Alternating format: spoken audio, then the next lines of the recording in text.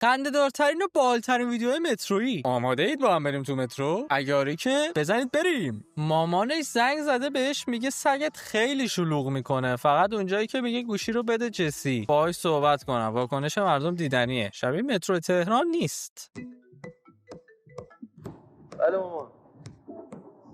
سبا شما از یک سگ نمیتونی مراقبت کنی؟ فکر کنم مشهدیه، لهجه مشهدی داره.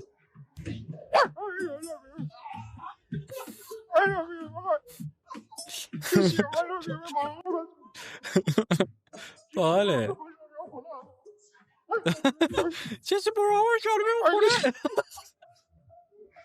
خودش هم ترکید. ولی حس می‌کنم اون کسایی که دورشن باش، یعنی هماهنگن، یه سری آدم دورش هستن، دورش نه عقب‌تر، حس می‌کنم با خودشن، مثلا رفیق مفیقاشن هماهنگ کرده گفته بریم اونجا، چون خیلی اوور ریاکتن. یعنی این آقای مسنی که اونجا وایساده زیاد اوور ریاکت نیست، الانم زل زده تو دوربین و قشنگ طرف. یه اوور ریاکت خیلی عجیبی داشتن اونا، ولی بقیه نه اوکی بودن. و اینکه دوربینم اسم می‌کنم بذاره خیلی بالاه، یعنی احتمالاً یا یکی گوشی رو اینجوری گرفته، گرفته بالا یا رفته روی جا واید، نمیدونم. در کل اسم میگم اونا اوکی، ولی آره بال بود، خیلی بال بود. بریم بعدی. لپتاپش بیت میکس مستر 200 تومن.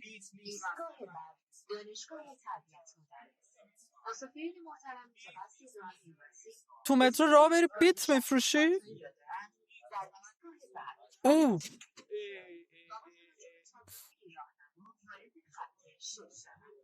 صد انداخت. بیت میکس مستر 200,000 تومن. کدوم آدم عاقلی میره تو مترو بیت میفروشه؟ بگو کچی بیت تو مترو راه بیفته بگه بیت بیت بیت بیت 200 تومن بیت گر گر. خیلی عجیبه به نظر من. وای وای این مرد قهرمان داره داستان نجات. هنوزم یادمه به خدا. بابا مادرم ازش خوب خدا رو شکر. خیلی آره. شما چیکار کردی؟ اینقدر ازش مصاحبه سینه‌مو سپر کردم کشیدمش بیرون. کشیدش بیرون. یعنی خیلی خوشحالم از اینکه دوبله بود. یکی از جاهاییه که من با دیدن دوبله خیلی خوشحال شدم. چون اگه اصلش بود انقدر خوشحال نمی‌شدم. و از جایی که گیر کرده بود کشیدش بیرون چون انقدر خونریزی داشت. متروهای ایران. حاجی اون خیس کرد خودشو. منم بودم نه واو سلام. طرف قشنگ زرد کرد، یهو بلند شد پشتش داد زد، شانس آورد گوشی تو دستش نیفتاد. آخه بلد نیستی چرا؟ قشنگ برای بره خونه باید بره عوض کنه همه چی، کلا باید عوض کنه. چه عصای باحالی داره و با این قیافه امیر اون پایین از همه باحال‌تره.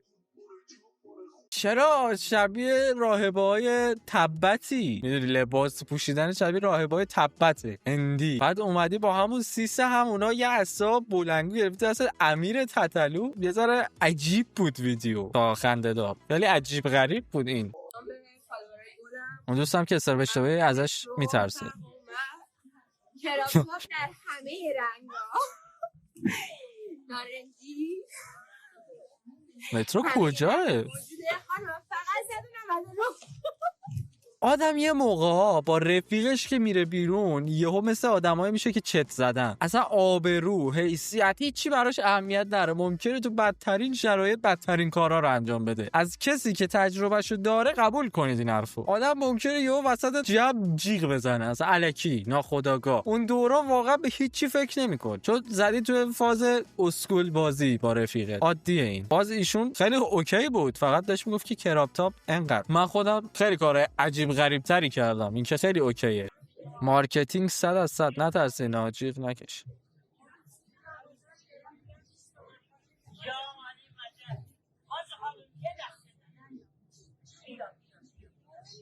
کی بود میگه بیا بیا بیا؟ این میگه نیا مار.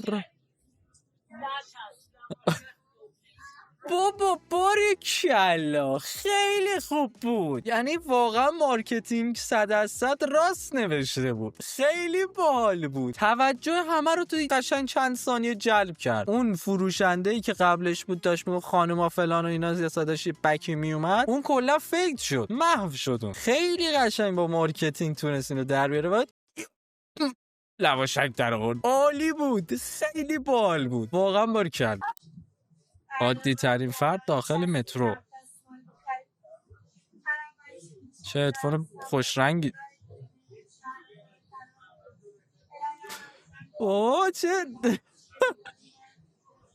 امیدوارم اگه 1% این ویدیو رو بعدن دیدی ناراحت نشی، ولی من یاد شلنگ توالت افتادم. قدیما که آب و برق قطع نمیشد، فشار آب خوب بود، شیلنگ آبم دقیقا مثل رقصش مثل تو بود، اینجوری ولش میکردی اینجوری میکرد.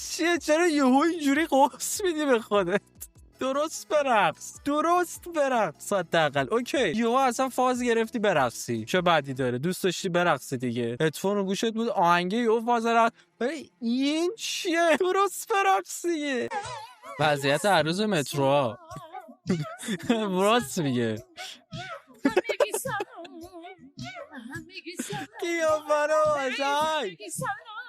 واقعیت محضه، یعنی تو ساعت شلوغ بری مترو همینه، پرس میشه، دستگاه پرسه اینجوری میذارن بعد یهو به خودت میبینی یکی دستش مثلا تو جیب شلوارته، یکی بغلت کرده، یکی داره بوست میکنه، یکی گوشیتو گرفته دستش داره چتاتو میخونه. تو ساعت شلوغ بری مترو این اتفاقا خیلی برات میفته. تازه این اتفاقات خوباشه، اتفاقات بدم داره که یهو میبینی یه سری اتفاقای دیگه هم میفته. وقتی بد بخونیم بلا سرت میاد. بازیگر این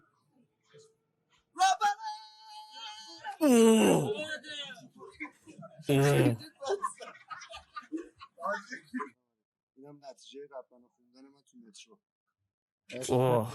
دیگه چیزی معلوم نیست، ولی چقدر خوشگل و آبده زد پس کلش. این بازیگر این داداشمون فکر کنم، یعنی من این اسم کنم داوود چرتکه نبود تو دشمن زن.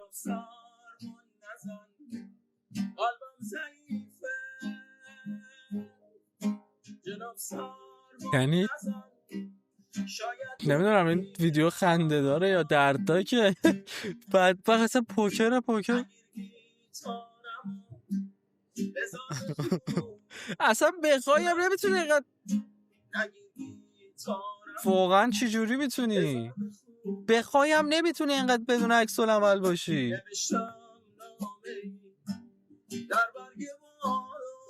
داداش ولش کن، عجب آدم آشغالی هستی.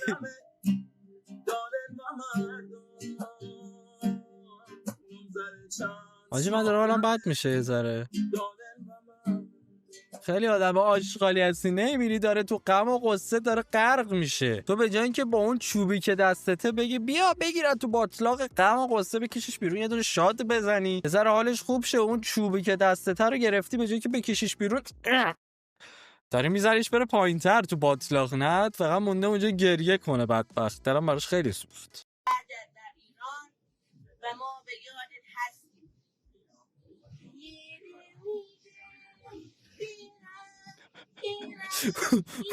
اون لباس سفید که کلا اصلا دیگه از زندگی سیر شد.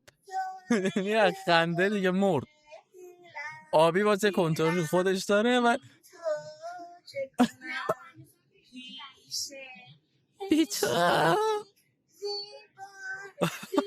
داری مسخره باز در بری واقعیه.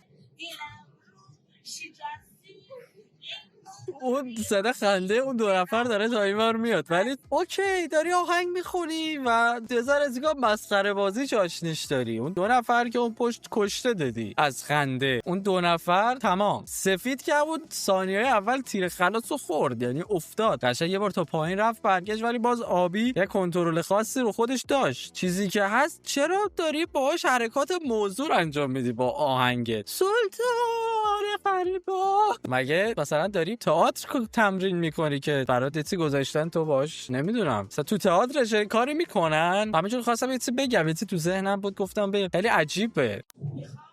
بابا سلطان یه ویدیو دیگه داره این دفعه آقای ابی خانومه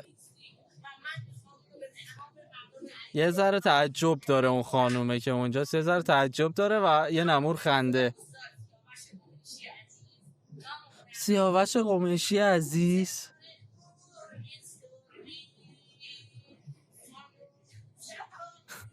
خانم رفت. خب خانم رفت.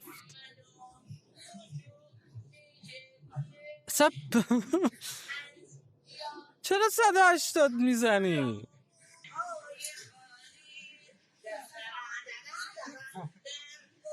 درد صدای همین آقا پسر عزیز بود. لواندوفسکی. دیگه یه جور بعد گفتن دیگه ازم لطفا دیگه نخون، ولی همچنان داره ادامه میده.